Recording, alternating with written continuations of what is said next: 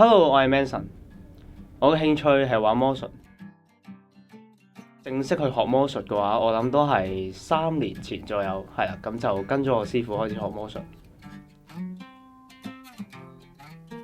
我會因為魔術專登去學化妝啦，因為我要上台表演，又或者係一啲針子啊、一啲嘅木材嘅加工啊等等嘅，咁去令到我件道具更加美觀、更加實用咁樣咯。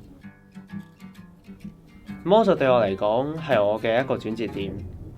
喺我學魔術之前，我係一個冇乜自信嘅人，唔識表達自己，亦都唔係好了解自己。魔術俾我嘅感覺就好似係一門好神奇嘅一門藝術，可以為我哋嘅觀眾帶嚟一種好歡樂、好神奇嘅感覺。亦都因為魔術令到我嘅自信心增加咗好多。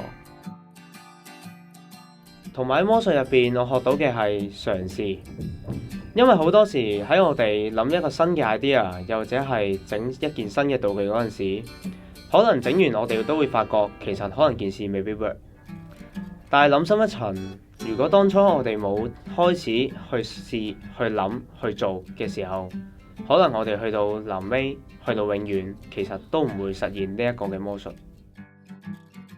其實同我哋做人做事亦都一樣。可能你嘗試咗都會失敗，但係如果我哋當初冇去嘗試、冇去做、冇去開始嘅話，我哋永遠亦都唔會成功。